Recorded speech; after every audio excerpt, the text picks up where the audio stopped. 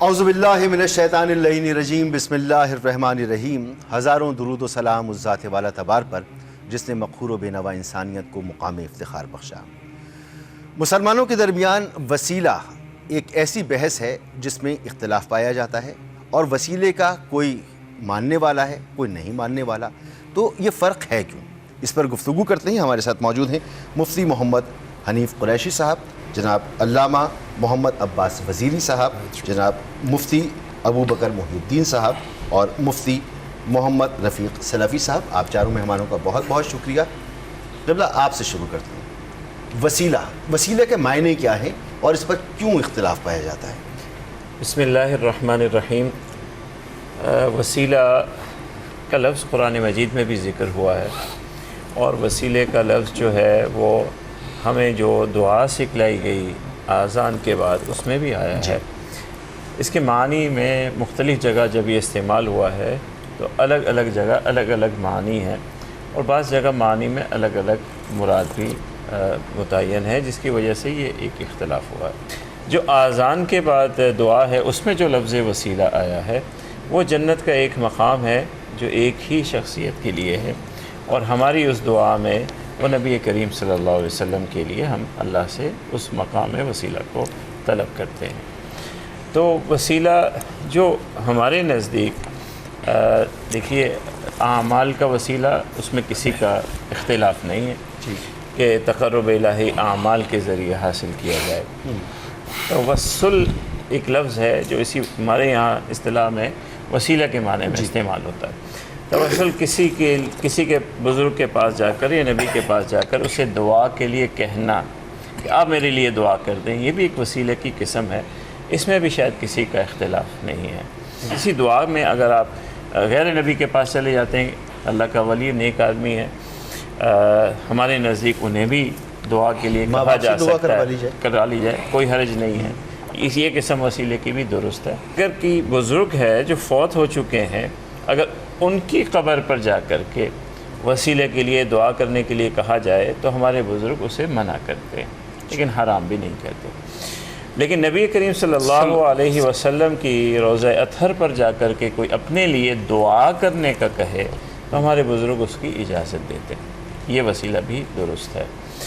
اور اگر اپنی دعا میں اپنے اعمال کا وسیلہ اللہ سے پیش کریں آپ کہ میرے یہ اعمال ہیں، میرے یہ حج میں نے کیا تھا، اس کی برکت سے میری مغفرت فرما دے، تو اپنے اعمال کا وسیلہ بھی ہمارے نزدیک دینا درست ہے۔ ٹھیک۔ اور شخصیات کا، اگر کوئی اللہ کے نیک بندے ہیں، ان کے وسیلے سے اللہ تعالیٰ سے دعا اللہ تعالیٰ سے براہ راست مانگی جا رہی ہے۔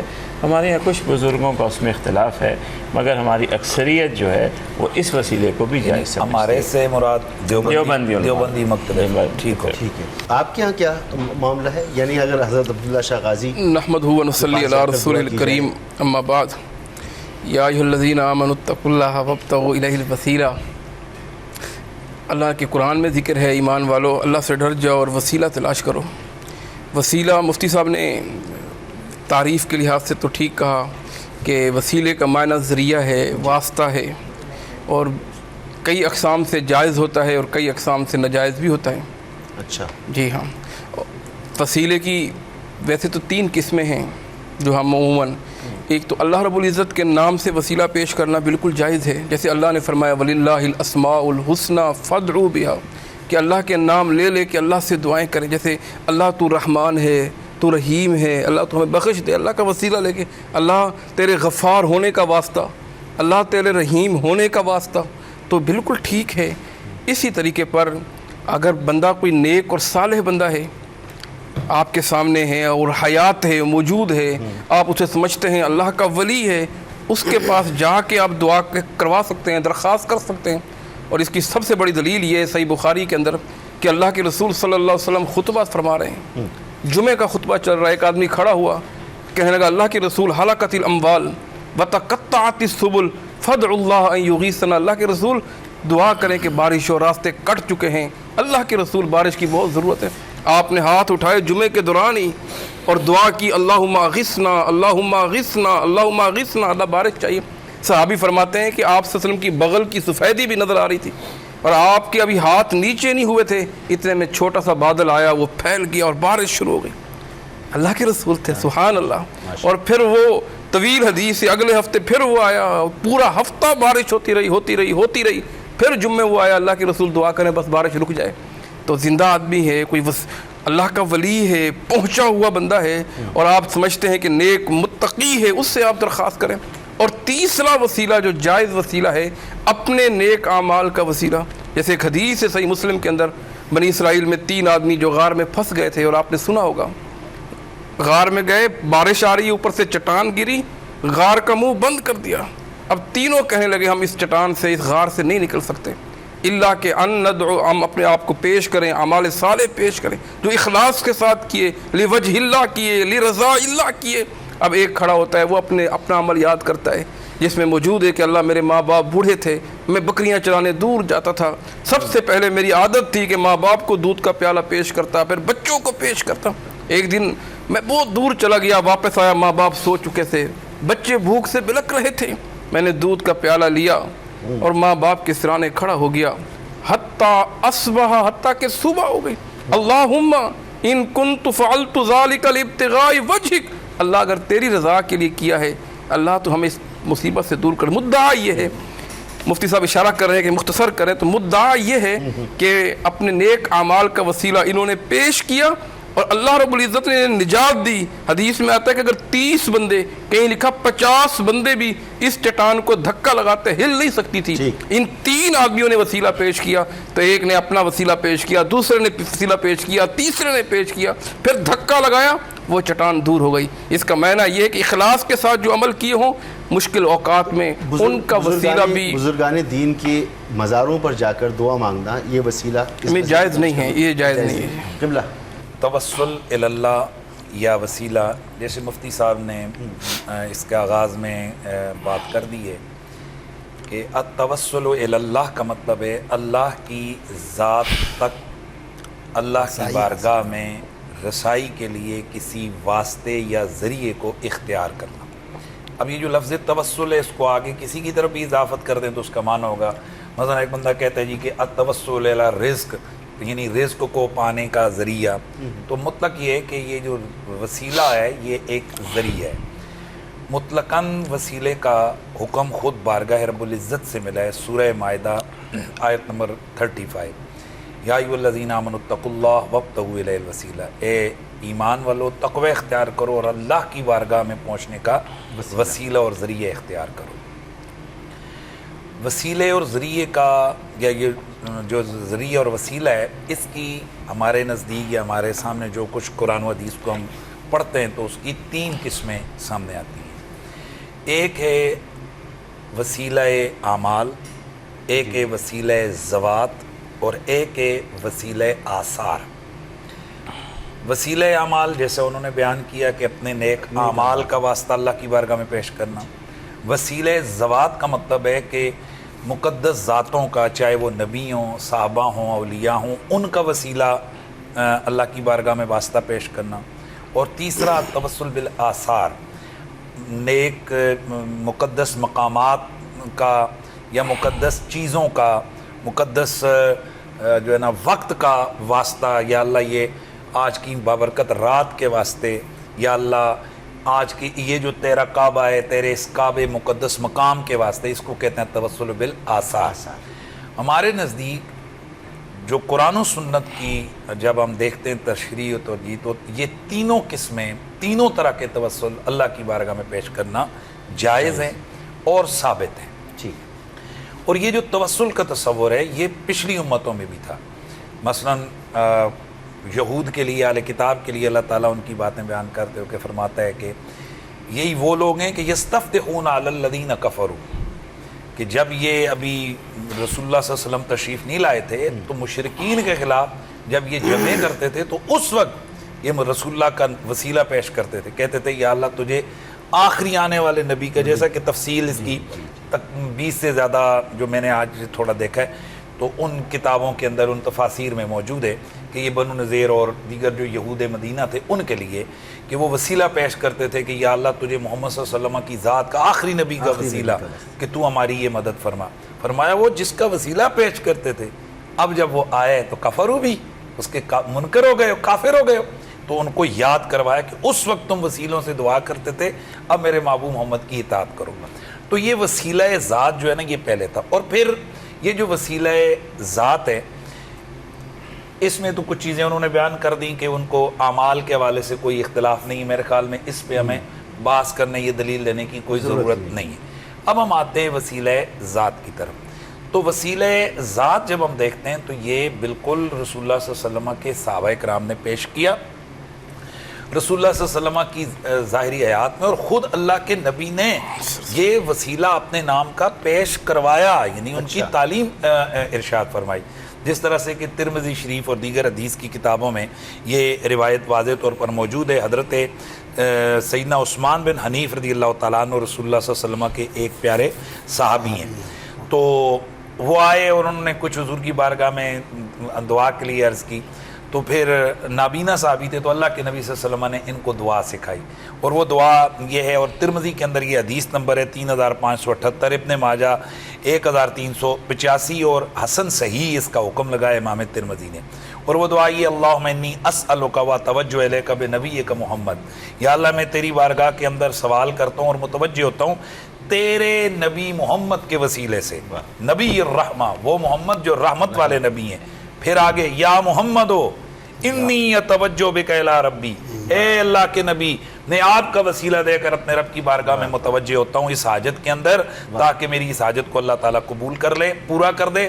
اے میرے اللہ, رسول اللہ صلی اللہ علیہ وسلم کی ذات کا یہ وسیلہ میرے معاملے میں میرے حق میں تو قبول فرما. اب یہ جو دعا ہے یہ رسول اللہ صلی اللہ علیہ وسلم کے حیات میں حضور نے خود سکھائی, اور بعد کے اندر رسول اللہ صلی اللہ علیہ وسلم کے صحابہ بعد از وصال رسول بھی اس کو پیش کرتے رہے. بریک کی طرف جانا ہے اور بریک کے بعد گفتگو کو آگے بڑھاتے ہیں. ایک بریک کے بعد واپس آتے ہیں.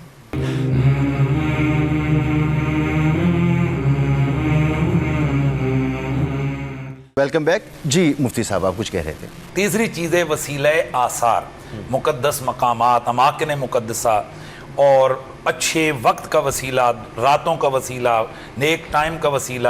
یہ بھی قرآن و حدیث سے یہ ثابت ہے کہ یہ بالکل درست ہے.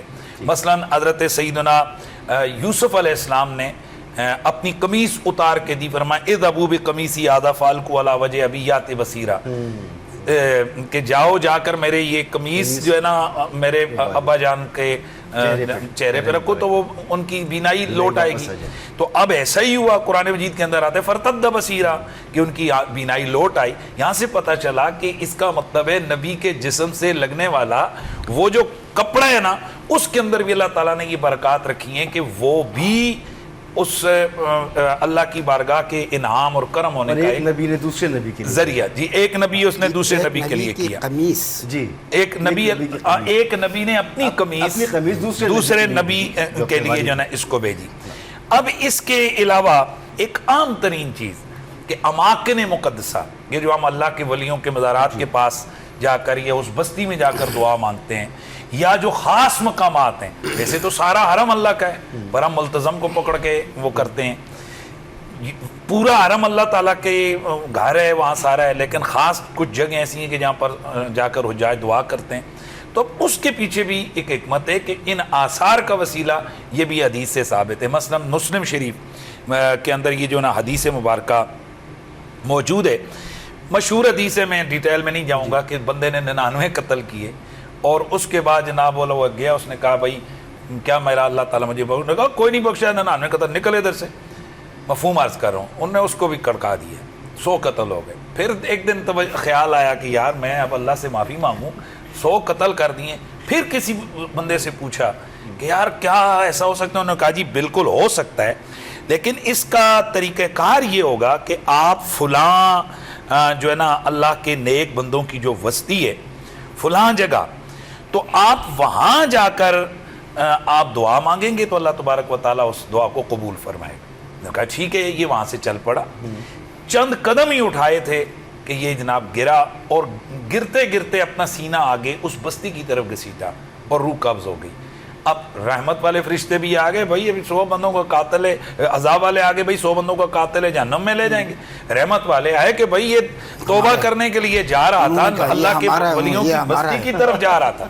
تو چنانچہ پھر حدیث میں آتا ہے رسول اللہ نے فرمایا کہ فیصلہ کرنے کے لیے فرشتہ آیا, اس نے کہا ناپو کہ ادھر اور ادھر فاصلہ کدھر زیادہ ہے, اگر جو طے شدہ فاصلے وہ زیادہ ہے, اس بستی کے یہ زیادہ قریب ہے, اس کو جنت لے جاؤ. اور جب ناپا گیا تو حدیث کے اندر آتے فَأَمَرَ اللَّهُ لِلْأَرْضِ, اللہ نے زمین کو حکم دیے کہ زمین ادھر سے سمٹ جا, ادھر سے زیادہ ہو جا. تو اب وہ بخشا گیا. اب سوال یہ کہ اللہ تو وہاں بھی موجود ہے, اور رسول اللہ یہ کیوں بیان کر رہے ہیں؟ یہ کوئی قصہ سٹوری تو نبی کی منصب ہی نہیں ہے بیان کرنا.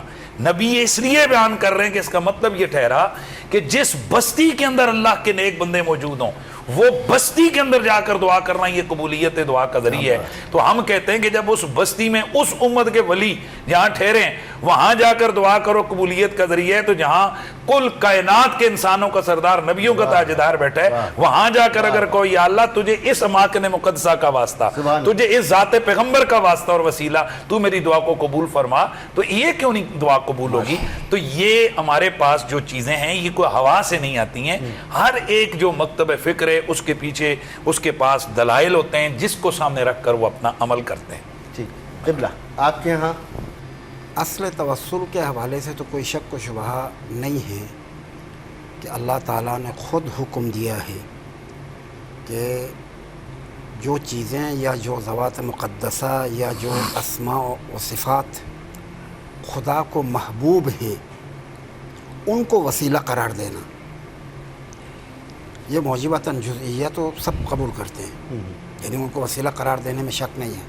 حال حیات پیغمبر میں حضرت وجود مبارک نبی مکرم اسلام قطعاً ایسی چیز ہے کہ جس سے متوسل ہونا چاہیے, اور قرآن میں باقاعدہ تصریح ہے وَلَوْ أَنَّهُمْ إِذْ ظَلَمُوا أَنفُسَهُمْ جَاءُوكَ فَاسْتَغْفَرُوا اللَّهَ وَاسْتَغْفَرَ لَهُمُ الرَّسُولُ لَوَجَدُوا اللَّهَ تَوَّابًا رَحِيمًا.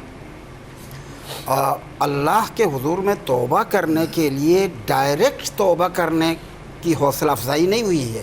جائیں رسول اللہ کے پاس, رسول اللہ کے پاس جائیں اور جانے کے بعد ان سے درخواست کریں کہ وہ آپ کے لیے استغفار کریں, پھر آپ خود بھی استغفار کریں. یعنی حضرت رسول اللہ کے توسل سے کیا جانے والا استغفار اللہ قبول کرتا ہے. تو قرآن کی آیت ہے, لہذا رسول اللہ کے وسیلہ ہونے میں کوئی شک و شبہ نہیں ہے. میرے خیال میں آپ کے پاس بھی نہیں ہے, کوئی شک و شبہ نہیں ہونا چاہیے. یہ آپ کی بات ہے, میری بات نہیں, میری اور ان کو کہہ رہے ہیں, مجھے کہہ رہے ہیں, آپ کو کہہ رہا ہوں, مجھے کہہ رہے ہیں, میں اس پہ قائل نہیں ہوں. یعنی اس میں کوئی کسی کو اختلاف نہیں ہے. نہیں اس میں اختلاف ہے بالکل ان کو ہے. اچھا چلو ٹھیک ہے. اب تھوڑی سی عقلی طور پر بھی سوچنا چاہیے, میرا عمل خدا کے پاس زیادہ محبوب ہے یا اللہ کے رسول صلی اللہ علیہ وسلم؟ اگر میرے عمل کے ذریعے سے خدا کوئی میری مشکل برطرف کر سکتا ہے تو اس کے رسول کے ذریعے سے کیوں نہیں؟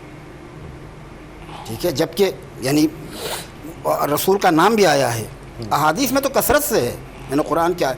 اچھا قرآن مجید سورہ بقرہ میں ایک آیت ہے حضرت آدم کے توبہ کے حوالے سے, فَتَلَقَّى آدَمُ مِن رَبِّهِ فَتَابَ عَلَيْهِ إِنَّهُ هُوَ التَّوَّابُ الرَّحِيمُ. کلمات ہیں, فَتَلَقَّى آدَمُ مِن رَبِّهِ كَلِمَاتٍ فَتَابَ عَلَيْهِ إِنَّهُ هُوَ التَّوَّابُ الرَّحِيمُ. حضرت آدم نے توبہ کیا اور توبہ کچھ کلمات کو وسیلہ قرار دے کر کیا, اور یہ کوئی سکھایا خدا نے ہی, رب نے ہی سکھایا. رب کے سکھائے ہوئے کلمات کے ذریعے سے اس نے توبہ کیا, اور ان کلمات کے طفیل سے اس کا توبہ قبول ہوا. یعنی آدم بھی کچھ کلمات کے ذریعے سے توبہ کرتا ہے, ڈائریکٹ نہیں. ٹھیک ہے, اور وہ کلمات کیا ہیں وہ ظاہر مختلف مفسرین نے بیان کیا ہے. تفسیر جلالین میں اس کی تفصیل موجود ہے. جی جی. اور وہ پروردگار آپ تو محمود ہے محمد کے واسطے, تو علی ہے علی کے واسطے, تو فاطر السماوات ہے فاطمہ کے واسطے, تو محسن ہے حسن کے واسطے, تو قدیم الاحسان ہے حسین کے واسطے, میری خطاؤں کو معاف کر دے. اس طرح کا مفہوم کا ہے وہ دعا تفسیر جلالین میں. तो इन हज़रत आदम ने भी उन हस्तियों का वासिता करार यानी उनको करार देकर अपनी दुआएं अपनी ख़ताएँ माफ़ करवाई। तो इन हस्तियों के हवाले से उनके हाल हयात में तो कोई शक व शुबा नहीं है हमारे पास, इन आयुन के पास भी। आपने भी फरमाया, मैं समझता था शायद अहले हदीस को भी इख्तिलाफ नहीं होगा, लेकिन इनको शायद इख्तिलाफ है। तो हाल हयात में इख्तिलाफ नहीं होना चाहिए। मसला ये है कि पैगंबर के दुनिया से जाने के बाद उनको वसीला करार देना कैसा है, ये जाने के बाद वाली बात में इख्तिलाफ है। तो पहले वाली पे नहीं है। पहले वाली पे मैं भी यही समझ रहा था। जी, पहले मैं वाली भी पे यही समझ रहा था कि उसके हाल हयात में इख्तिलाफ नहीं है। बिल्कुल बिल्कुल, मैं भी यही समझ रहा था। तो आपने थोड़ा सा एतराज़ कर दिया तो मैं हैरान हो गया। जी जी। बहरहाल मुफ्ती साहब ने बता दिया कि अगर कोई शख्स हज पे जाए और कोई और उसे कहे कि रसूलुल्लाह के वास्ते को वास्ता करार देकर मेरे लिए दुआ कर लो, तो ये जायज़ है। यानी अब जब हज़रत रसूलुल्लाह फ़िज़िकल वजूद नहीं रखते हैं, इसमें उसको वासिता करार देकर दुआ किया जा सकता है। इसके मानी है कि दुनिया से जाने के बाद भी हज़रत रसूलुल्लाह को वसीला करार दिया जा सकता है। आमाल का वास्ता वैसे कि बता दिया, अस्मा व सिफ़ात खुदा, अल्लाह ताला का अस्मा व सिफ़ात, उसमें कोई शक व शुबा नहीं है वो भी। और उसी तरह औलियाउल्लाह, हर वो हस्ती की जो खुदा के पास कोई मकाम रखती है उनको वसीला करार देना कोई हरज नहीं है। कुरान मजीद को वसीला करार देना कोई हरज नहीं है। और आपने मेरे इल्म में इजाफ़ा कर दिया, वो जो हदीस आपने अभी पेश की, एक शख्स जो है वो 99 अफराद को कत्ल कर दिया था। ये बुखारी मुस्लिम में, ये बुखारी मुस्लिम, ये मेरे इल्म में नहीं था पहले। शार्ट एंड मुस्लिम में, और जी, यानी किसी करिया को भी वसीला करार दिया जा सकता है। उस करिया, देखिए कुरान मजीद में वत्तीन वज़ैतून वहाज़ल बलदिल अमीन, वत्तीन वज़ैतून वतूर सीनीन वहाज़ल बलदिल अमीन, जिस बलद अमीन की खुदा ने कसम खाई है उस बलद अमीन को क्या वसीला करार नहीं दिया जा सकता? यानी वो बलद अमीन की कीमत है, कदर कीमत है। क़तअन इन तमाम चीज़ों को वसीला करार दिया जा सकता है। इसमें हमारे पास तो एक दुआ है मुफस्सल, दुआए तवस्सुल के नाम से, अल्लाहुम्मा इन्नी अस्अलुका। एतराज़ जो गुफ्तगू हुई उसके मेरी किसी बात से आपको नहीं, कोई इख्तिलाफ? मुझे कोई इतराज़ नहीं। ठीक हो गया। लेकिन देखिए, अमाकिन का, बुज़ुर्गों का वसीला अल्लाह को पेश करना कोई हमारे नज़दीक कोई एतराज़ वाली बात नहीं है, सब दुरुस्त है। लेकिन अवाम की बात मैं करता हूँ। अवाम बुज़ुर्गों के मज़ारात पे जाए और डायरेक्ट बुज़ुर्गों से मांगना शुरू कर दे, ये ऐसी चीज़ है जिसकी हमें लोगों की इस्लाह करनी चाहिए। कि आप मज़ार पर इसलिए जा रहे हैं, जैसे मौलाना ने फरमाया कि उस साहिब मज़ार क्योंकि अल्लाह के नेक आदमी हैं, अल्लाह से मांगते हुए उनका वसीला पेश करेंगे कि या अल्लाह, ये तेरा नेक बंदा है, इस नेक बंदे के वसीले से मुझे ही अता कर दे।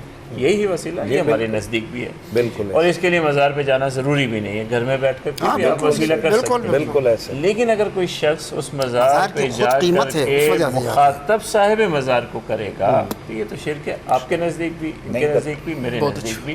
ये अवाम को समझाने की ज़रूरत है। हर वो चीज़, हर वो फ़र्द, हर वो ज़ात जो खुदा के मुकाबले में आए और उस खुदा को छोड़ के इससे मांगना, उसको मुकाबले में समझ के, ये शिर्क है। जी वज़ीर साहब, एक ब्रेक की तरफ जाना है और ब्रेक के बाद गुफ्तगू को आगे बढ़ाते हैं। एक ब्रेक के बाद वापस आते हैं।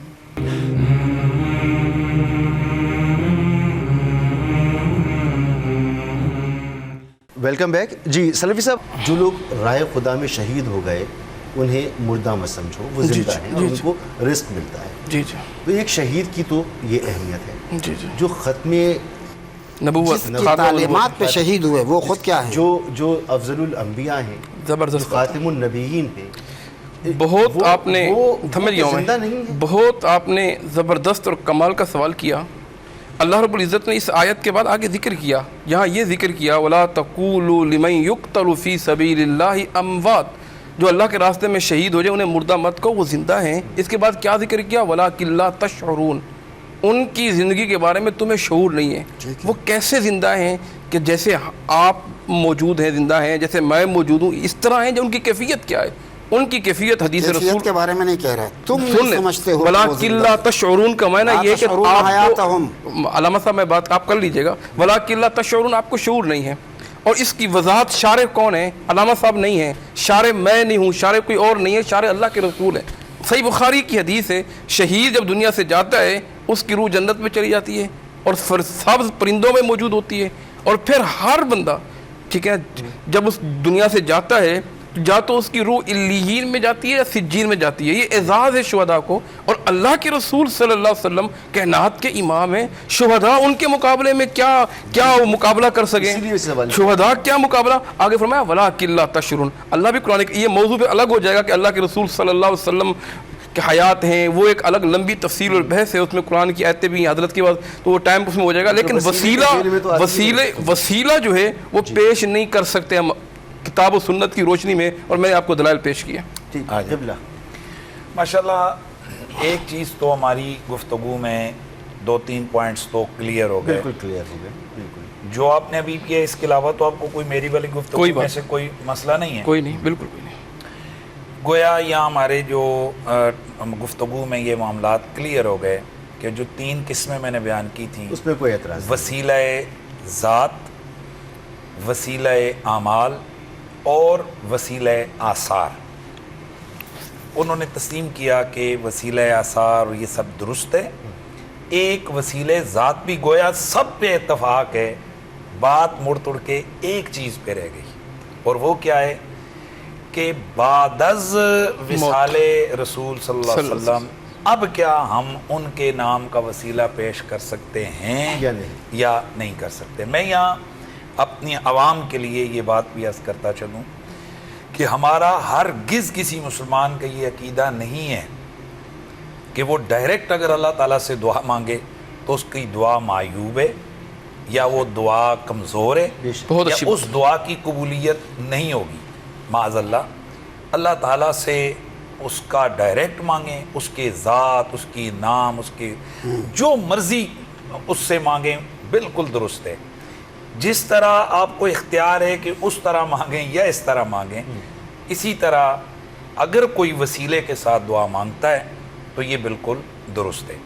یہاں سے ایک کانسیپٹ جو لوگوں کے ہے کہ کیا اللہ سنتا نہیں کہ وسیلے درمیان میں لاتے ہو، وہ انہوں نے خود بتا دیا کہ حضرت عمر نے اپنے عمل سے بتا دیا کہ اللہ ڈائریکٹ بھی تو سنتا ہے، بیچ میں حضرت عباس کا وسیلہ کیوں لے کے آئے ہو؟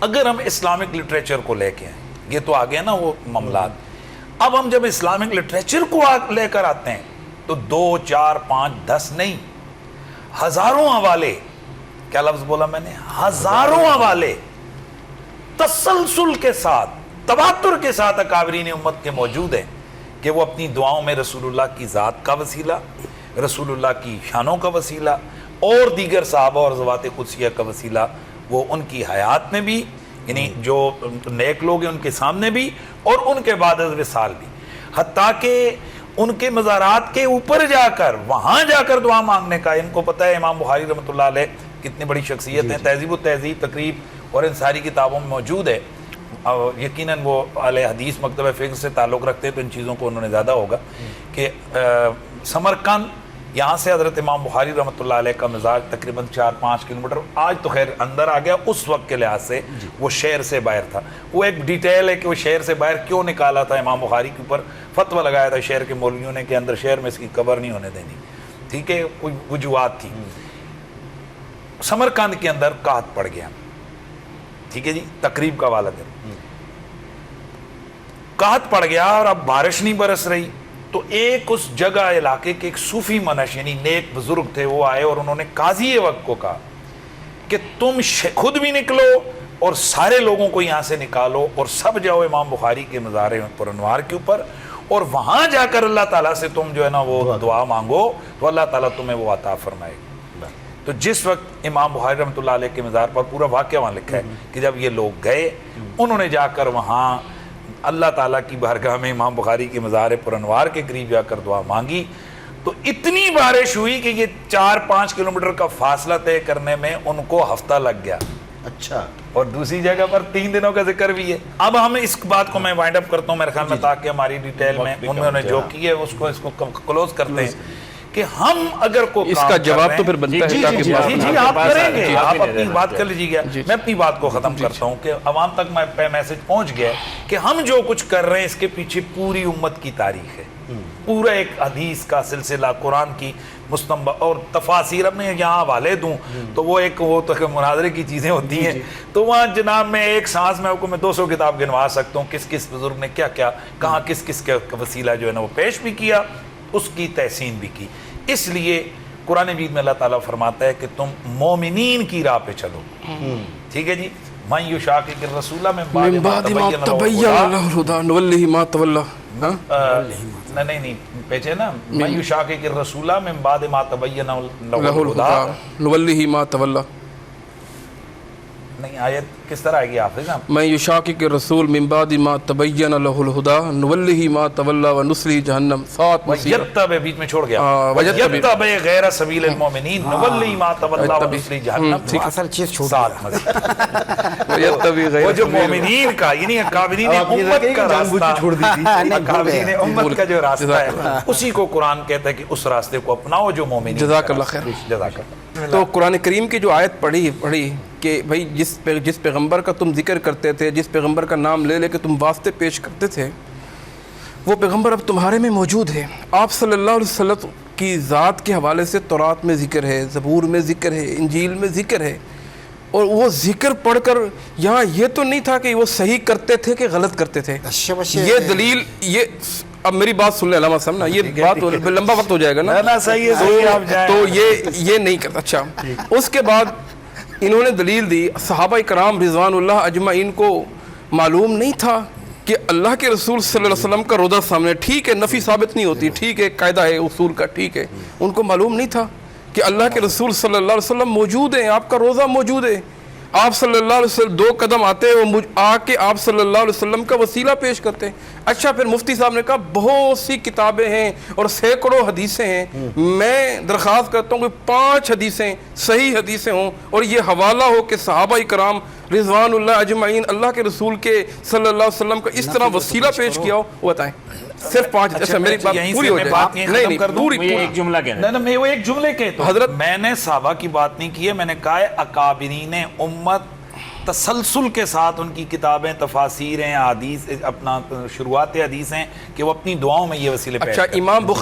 امام بخاری رحمہ اللہ کا واقعہ پیش کیا. انہوں نے امام بخاری کے ساتھ ظلم کیا. مفتی صاحب نے اشارہ کیا، لوگوں نے انہوں نے نہیں کیا اللہ نہ کرے. ان لوگوں نے جنہوں نے امام بخاری کو نکالا، جنہوں نے امام بخاری رحمہ اللہ کو وہ علاقہ چھوڑنے پر مجبور کیا. سنیں میں یہ کی نا بات ٹھیک ہے نا، دیکھیں اب اپنا کہیے گا کہ تو انہوں نے مجبور کیا. تو خیر وہ اپنا ان کو بعد میں یہ اعتراف ہوا، دل میں یہ ہوا کہ یار ہم نے بڑا ظلم کیا. تو یہ دلیل بھی نہیں بنتی کہ ان کا آنا. جب صحابہ کرام میں سے کوئی ایک روایت بھی آپ نہیں لا سکتے ہیں تو بعد میں ہمارے لیے خیر القرون سامنے ہے نا، جب ان سے نہیں لا سکتے ہیں تو پھر اس پہ دلائل بنتے نہیں ہیں. تو ہاں جو جس میں اتفاقی طور پر حضرت عثمان والی وہ حدیث پوری میں بیان کی کہتے ہیں آپ ایک نہیں لا سکتے. کون سی حدیث؟ وہ ترمذی والی، وہی جس میں دعا میں وسیلہ سمجھایا خود سکھایا پھر بعد میں صحابہ اسی کو مانگتے رہے. وہ دعا آپ کا ترجمہ واضح اذان کے بعد کی دعا کی بات کریں نا. یعنی ہمارے پاس تو پھر بھی آپ ہمارے پاس حدیثیں صحیح موجود ہیں. مفتی صاحب نے کہا سینکڑوں حدیثیں. میں کہتا ہوں نفی سن لیں میری ایک تھوڑی سی اکابرین کی بات. میں نے سینکڑوں حوالے اکابرین امت کے بتائے، سینکڑوں حوالے اکابرین. میں کہتا ہوں سینکڑوں حدیثیں ملیں گی اور میں اس کی خود گارنٹی دیتا ہوں جس میں یہ ملے گا کہ کوئی صحابہ اکرام اللہ کے رسول کے روضے پہ جب آپ کا وسیلہ دے کے نہیں گیا. اس میں جب ایک چیز جو زندہ موجود تھے صحابہ اکرام جاتے تھے، باقی اللہ رب العزت سے ڈائریکٹ جیسا اشارہ کیا مفتی صاحب نے، مفتی انیس قریشی صاحب نے، اللہ ان کو جزائے خیر دے، اللہ ڈائریکٹ سنتا ہے. اور اللہ رب العزت اذا سالک عبادی انی فانی قریب، بہت قریب ہے. اور کتنا قریب ہے بھئی ہم اس سے اپنا تعلق کیوں نہیں جوڑتے؟ نحن اقرب الیہ من حبل الورید. اللہ فرماتے ہیں سنیں نا، اللہ فرماتے ہیں میں شارک سے بھی قریب ہوں. جو جائز ہیں اللہ کا نام لے کے دعا کریں، نیک صالح لوگوں کے پاس دعا کریں، اپنے اعمال پیش کر کے دعا کریں. اللہ کے رسول کی سنتوں پر جو سنتوں پر عمل کرنا ہے وہاں کرتے نہیں، ان کو سنتوں پر عمل کر کے آپ دعا کریں گے، آپ ویسے ہی مستجاب الدعوات بن جائیں گے. حضرت سعد کو کہا تھا نا اللہ کے رسول نے کہ اطیب مطعمہ کا، اپنا لقمہ حلال کر لیں، جو بھی دعا کریں گے تکن مستجاب الدعوات. حضرت سعد जो भी दुआ करते थे। पूछा क्यों? कि अल्लाह के रसूल ने ये नुस्खा बताया है। तो नाज़रीन के लिए, सामीन के लिए, भाई अगर दुआओं की कबूलियत चाहते हैं अपने लुक़मे को भी हलाल कर लें। हज़रत साद जो भी दुआ किया करते थे, पूछा गया क्या किया? कहा लुक़मा मेरे गले से नीचे नहीं आता था जब तक मुझे उसका मखरज मालूम ना हो, कहाँ से आया। सलफ़ी साहब यहाँ रुकना होगा एक ब्रेक के लिए, एक ब्रेक लेते हैं और फिर यहीं से गुफ्तगू आगे बढ़ाएंगे।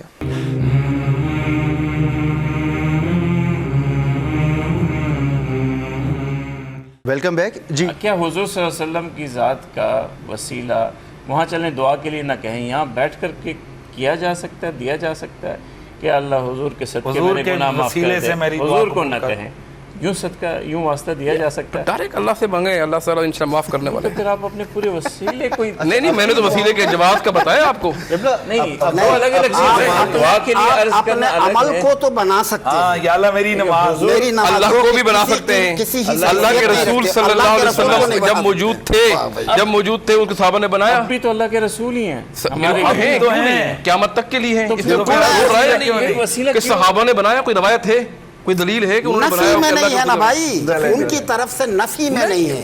चलिए नफ़- बहुत है। अच्छा पैगाम वाज़ेह चला तौर पर गया। पहुँच गया किसका क्या नज़रिया है।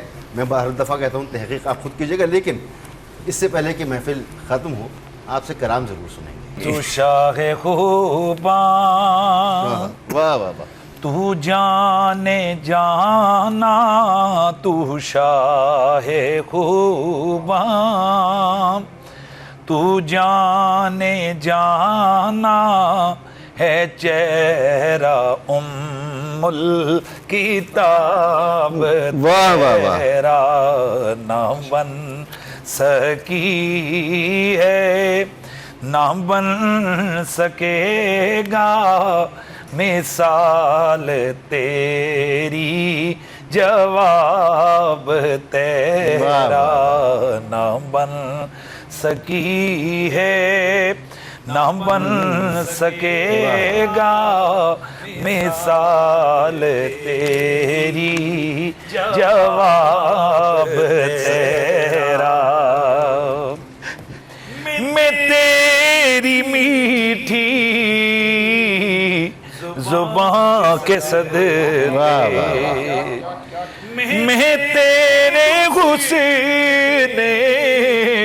बयां के सदके, मैं तेरी मीठी जुबां के सदके, निकाल। बरंगे खुशबू दिलों में उतरा, बरंगे खुशबू दिलों में उतरा है, कितना दिलकश खिताब तेरा, ना बन सकी है, ना बन सकेगा मिसाल तेरी, जवाब तेरा।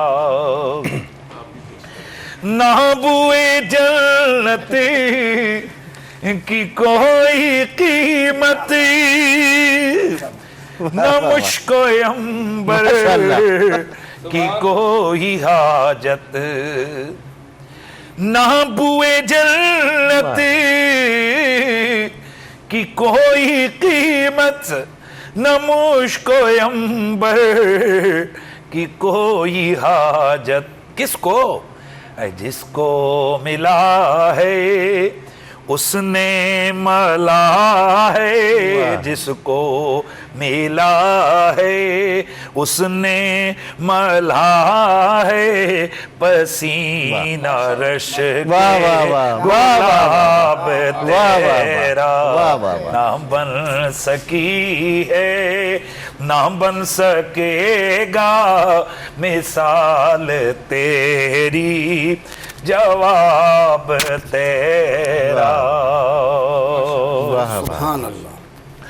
तू सबसे अव्वले, तू सबसे आखिर, मिला है हुस्ने दवाम तुझको, वाह वाह वाह वाह, मिला है हुस्ने दवाम तुझको, दवाम तुझको, ہے عمر لاکھوں برس کی تیری واہ کنت نبیًا وآدم بین واہ واہ الروح والجسد واہ واہ ہے واہ عمر لاکھوں واہ برس کی تیری ہے عمر لاکھوں برس کی تیری مگر ہے تازہ شباب تیرا آدم کے بیٹے شیس واہ شیس کے بیٹے یانس یانس کے بیٹے قینان قینان کے بیٹے ملائیل ملائیل کے بیٹے بیارت بیارت کے بیٹے ادریس ادریس کے بیٹے متبشر متبشر کے بیٹے لمکنے نام لمکنے نام کے بیٹے نو نو کے بیٹے سام سام کے بیٹے زلحات زلحات کے بیٹے شالح شالح کے بیٹے عابر عابر کے بیٹے چاچا چاچا کے بیٹے راوا راوا کے بیٹے سارو سارو کے بیٹے ناخور ناخور کے بیٹے طارق طارق کے بیٹے ابراہیم خلیل اللہ ابراہیم کے بیٹے قیدار قیدار کے بیٹے عوام ابراہیم کے بیٹے اسماعیل ذبی اللہ اسماعیل ذبی اللہ کے بیٹے قیدار قیدار کے بیٹے عوام عوام کے بیٹے حمل حمل کے بیٹے ثابت ثابت کے بیٹے سلامان سلامان کے بیٹے علیسا علیسا کے بیٹے علیسا علیسا کے بیٹے عود عود کے بیٹے اوا اوا کے بیٹے عدنان عدنان کے بیٹے ماد ماد کے بیٹے نزار نزار کے بیٹے مدر مدر کے بیٹے الیاس الیاس کے بیٹے مدرکہ مدرکہ کے بیٹے خزیمہ خزیمہ کے بیٹے کنانا کنانا کے بیٹے ندر ندر کے بیٹے مالک مالک کے بیٹے فہر فہر کے بیٹے غالب غالب کے بیٹے لوئی لوئی کے بیٹے کعب کعب کے بیٹے مرہ مرہ کے بیٹے کلاب کلاب کے بیٹے قصی قصی کے بیٹے عبد مناف عبد مناف کے بیٹے ہاشم ہاشم کے بیٹے عبد المطلب عبد المطلب کے بیٹے عبداللہ عبداللہ کے بیٹے محمد الرسول اللہ ہے عمر لاکھوں برس کی تیری مگر ہے تازہ شباب تیرا اور آخری شعر پڑھتا ہوں خدا کی غیرت نے ڈال رکھے ہیں تجھے پہ 70,000 پردے جہاں میں لاکھوں ہی تور بنتے جو اٹھتا ایک بھی حجاب نہ بن سکی ہے نہ بن سکے گا مثال تیری جواب تیرا واہ واہ واہ سبحان اللہ بہت ماشاءاللہ ماشاءاللہ اور کچھ کہنے کی اب ضرورت نہیں ہے اور نبی کریم صلی اللہ علیہ وآلہ وسلم کی محبت وہ محبت ہے جس پر تمام مسلمان ایک ساتھ جمع ہیں اجازت دیجیے اللہ